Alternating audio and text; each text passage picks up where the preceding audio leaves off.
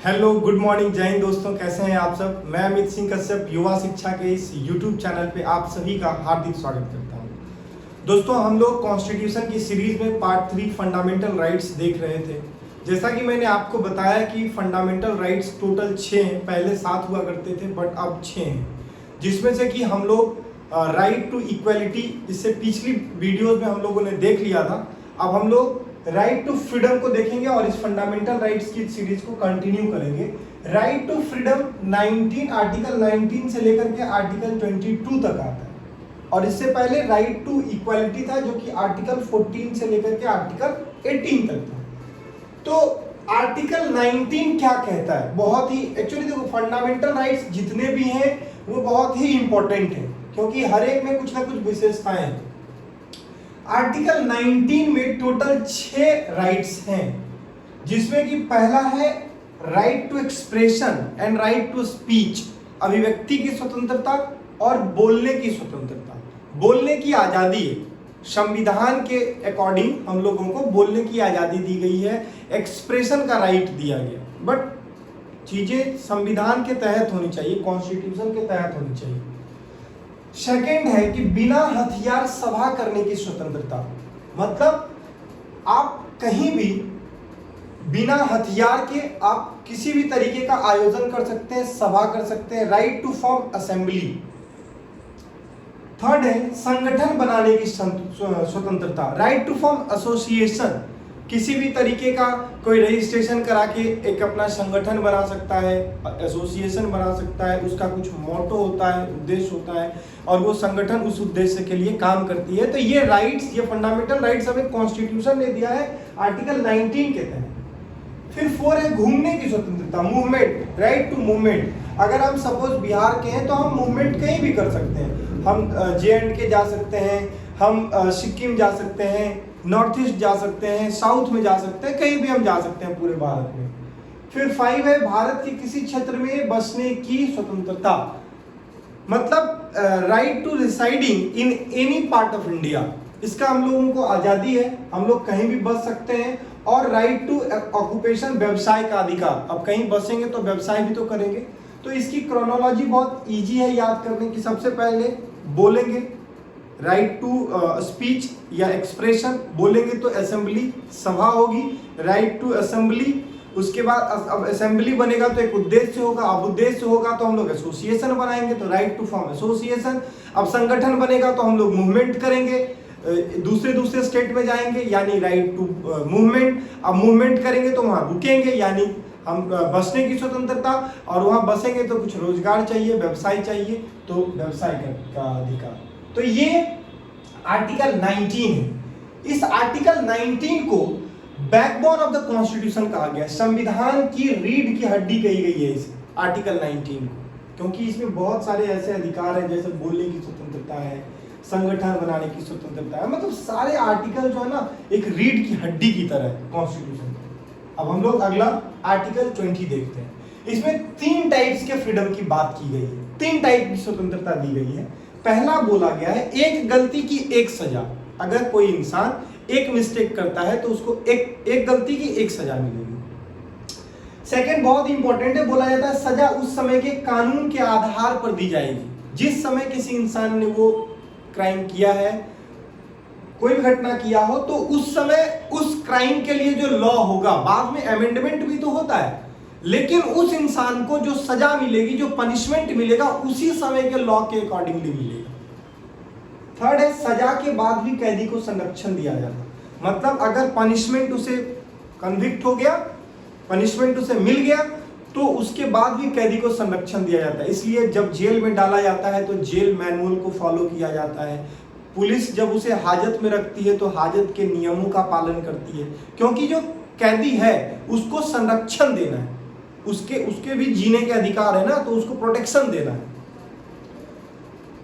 21 article 21 प्राण एवं दैहिक स्वतंत्रता, राइट टू लाइफ, बोलते हैं ना जीने का अधिकार, तो प्राण एवं दैहिक स्वतंत्रता। अब प्राण एवं दैहिक स्वतंत्रता क्या है? अब जैसे राइट टू लाइफ है, जीने का अधिकार, मरने का अधिकार नहीं कॉन्स्टिट्यूशन दिया। इसलिए कोई इंसान जब सुसाइड करता है तो उसे पुलिस रोकती है, क्यों? क्योंकि कॉन्स्टिट्यूशन के आर्टिकल 21 में आपको जीने का अधिकार है, मरने का अधिकार नहीं है।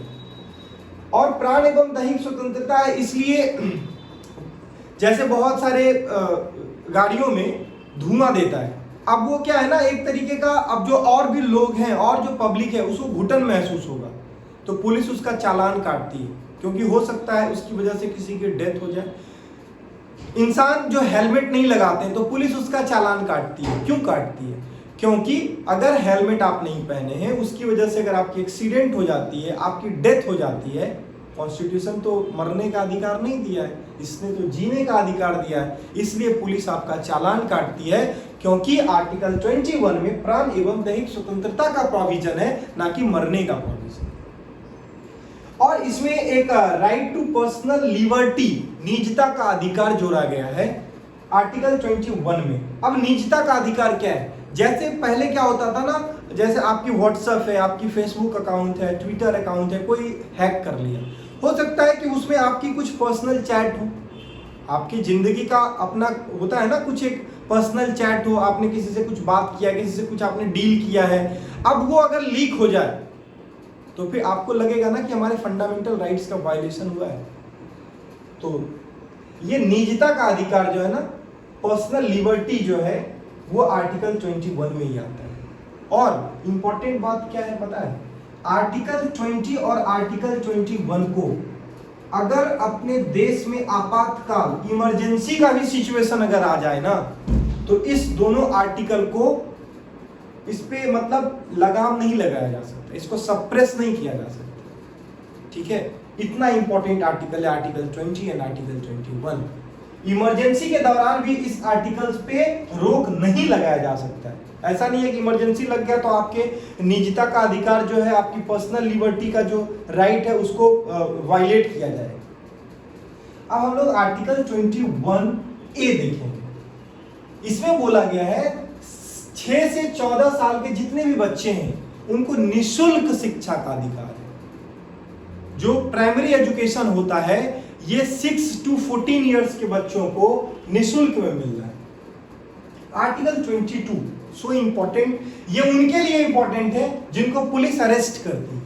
इसमें 3 प्रकार की स्वतंत्रता दी गई है, जो गिरफ्तारी से, अरेस्टिंग से प्रोटेक्शन देता है, गिरफ्तारी से संरक्षण करती है। सपोज पुलिस ने किसी को अरेस्ट किया, तो अरेस्टिंग के लिए भी, मतलब गिरफ्तारी से प्रोटेक्शन, अरेस्टिंग से भी प्रोटेक्शन के लिए 3 टाइप के फ्रीडम की चर्चा की गई है।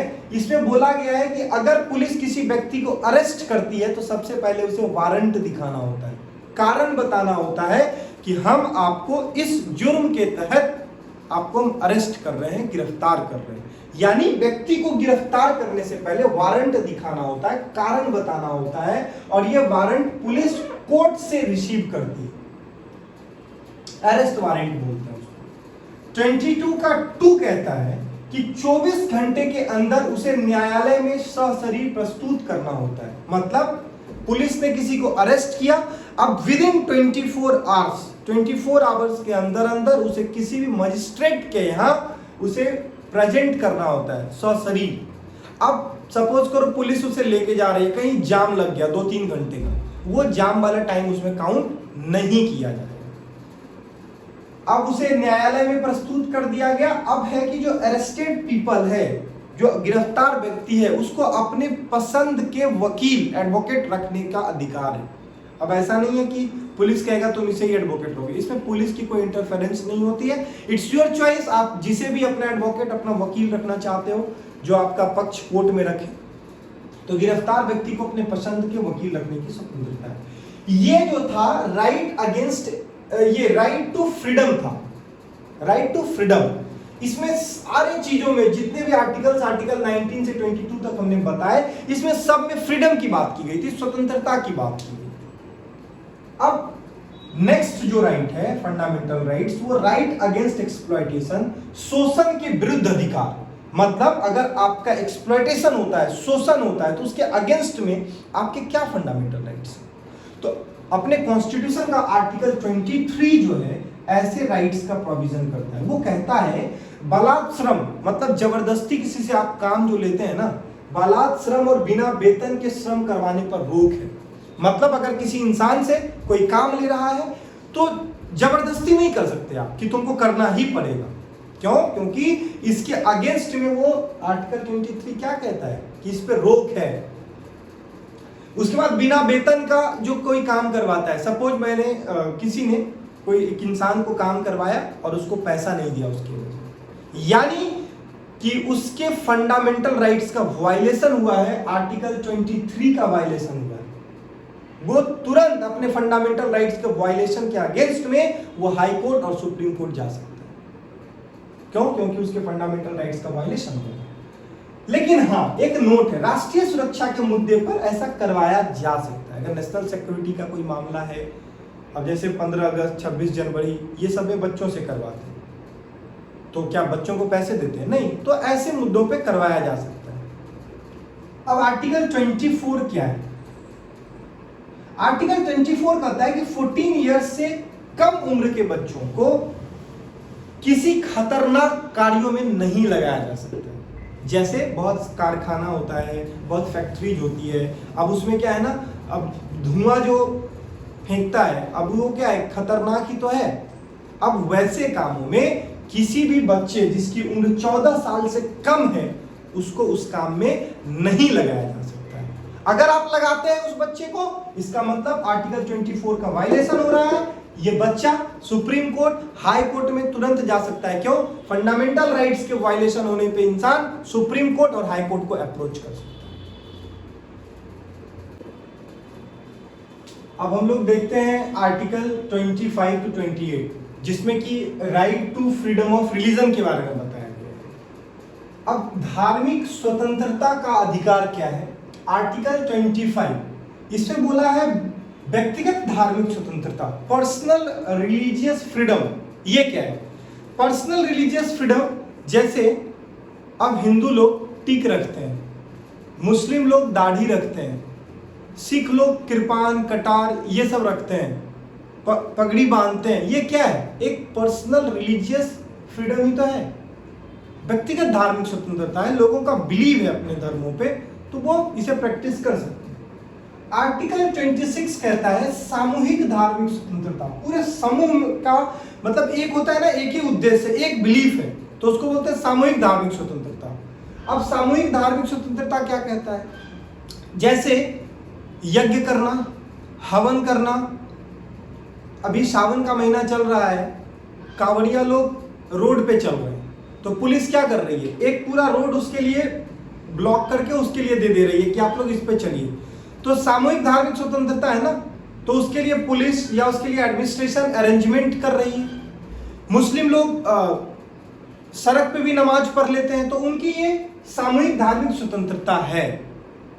आर्टिकल 27 क्या कहता है कि धार्मिक कार्यों के लिए रखे गए धन पर कोई टैक्स नहीं लगेगा। धार्मिक कार्य के लिए मंदिरों में बहुत पैसा रहता है, तो उस पर गवर्नमेंट टैक्स नहीं लेती।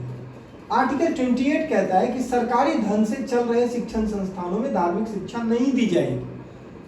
मतलब अगर गवर्नमेंट फंड कर रही है किसी एजुकेशनल इंस्टीट्यूशंस को, तो उसमें बोला जाता है कि रिलीजियस मतलब धार्मिक शिक्षा, रिलीजियस एजुकेशन नहीं देना। आपको लगेगा कि मदरसा में तो धार्मिक शिक्षा दी जा रही है, संस्कृत की पढ़ाई तो हिंदुओं के लिए हो रही है। तो मैं आपको बता दूं, संस्कृत एक लैंग्वेज है, उर्दू एक भाषा है, उर्दू भी एक लैंग्वेज है, तो मदरसों में उर्दू की पढ़ाई होती है। यानी आर्टिकल 28 का वायलेशन मदरसा या जहां पे संस्कृत की पढ़ाई होती है वो नहीं कर रहा है। क्यों? क्योंकि वो धर्म की शिक्षा नहीं है, उसमें एक लैंग्वेज के बारे में बताया जा रहा है, लैंग्वेज की शिक्षा दी जा रही है। इसलिए आर्टिकल 28 यानी मदरसा और हिंदुओं के लिए जहां पे संस्कृत वगैरह की शिक्षा दी जा रही है उसका वायलेशन नहीं कर रहा है, तो आर्टिकल 28 का वायलेशन नहीं कर रहा। अब नेक्स्ट हम लोग देखते हैं कल्चरल एंड एजुकेशनल राइट्स। अब धार्मिक एवं शिक्षा का अधिकार क्या है? Article 29 to 30। अब आर्टिकल 29 क्या कहता है कि इसमें अल्पसंख्यक जो है, माइनॉरिटी पीपल जो हैं, उनके हितों का संरक्षण क्या है भाई? इसमें कहा गया है कि अल्पसंख्यक को भाषा या संस्कृति के आधार पर किसी संस्थान में प्रवेश से नहीं रोक सकते। मतलब जो माइनॉरिटी पीपल हैं, अगर वो एडमिशन लेने किसी एजुकेशनल इंस्टीट्यूशन में जा रहे हैं तो उनको उनकी लैंग्वेज, उनकी कल्चर के बेसिस पे उसमें एडमिशन देने से नहीं रोका जा सकता। अगर रोका गया तो आर्टिकल 29 का वायलेशन, कोई भी फंडामेंटल राइट्स का वायलेशन होगा, इंसान तुरंत हाई कोर्ट या सुप्रीम कोर्ट को अप्रोच कर सकता है। कैसे करेगा ये आगे फंडामेंटल राइट्स है, उसमें हम लोग डिस्कस करेंगे। आर्टिकल 30 क्या कहता है? आर्टिकल 30 कहता है कि यदि इसमें अल्पसंख्यक के ना एजुकेशन का प्रोटेक्शन है, शिक्षा का प्रोटेक्शन किया गया है। इसमें कहा गया है कि अल्पसंख्यक यदि बहुसंख्यकों के बीच में, यानी मेजॉरिटी ऑफ द पीपल के बीच में शिक्षा लेने से यदि उन्हें संकोच हो रहा है, मतलब उनको प्रोटेक्टेड फील नहीं कर पा रहे हैं, तो वह अपने पसंद की संस्था खोल सकते हैं। यानी माइनॉरिटी पीपल आपस में बैठक करके अपने पसंद की एजुकेशन इंस्टीट्यूशंस खोल सकते हैं। जैसे अपने यहाँ क्रिश्चियन माइनॉरिटीज जो हैं उनके अपने स्कूल हैं, लेकिन उसमें मेजॉरिटी पीपल भी पढ़ सकते हैं, ऐसा नहीं है कि नहीं पढ़ेंगे, बट माइनॉरिटी पीपल अलग से अपने इंस्टीट्यूशंस, अपने नियम वगैरह, उसमें उन लोगों का अपना लॉ होता है कि हम ऐसे ऐसे चलाएंगे। सरकार, गवर्नमेंट जो है, अगर ये लोग खोलने का मन बना लिया है तो गवर्नमेंट उसे फंड देती है, पैसे देती है कि आप इसे चलाइए। बाकी अब जितने भी फंडामेंटल राइट्स बच रहे हैं उसे मैं अगली वीडियोस में कंप्लीट करूंगा, और वो भी बहुत ही इंपॉर्टेंट है। और अभी मैंने जितने भी आर्टिकल्स आपको बताए, ये एक आम आदमी के नाते भी आपको जानना बहुत जरूरी है। अगर आप इसे एक नॉलेज पॉइंट ऑफ व्यू से देख रहे हैं तो फिर भी एक दो बार वीडियोस को देखिए, ताकि आपको आपके मौलिक अधिकार पता चले कि क्या है। अगर मौलिक अधिकार का वायलेशन होता है तो क्या होगा, उसके लिए अगली वीडियोस में मैं आपसे बातें करूंगा। तब तक के लिए आप इस वीडियोस को देखते रहिए, और इस वीडियोस को लाइक कीजिए, कमेंट्स कीजिए, और इस चैनल को सब्सक्राइब कर लीजिए, और बेल आइकन जरूर प्रेस कर लीजिएगा, ताकि अगली वीडियोस की नोटिफिकेशन आपको तुरंत मिल सके। और मैं आपसे अगली वीडियोस में मिलता हूं, तब तक के लिए जय हिंद।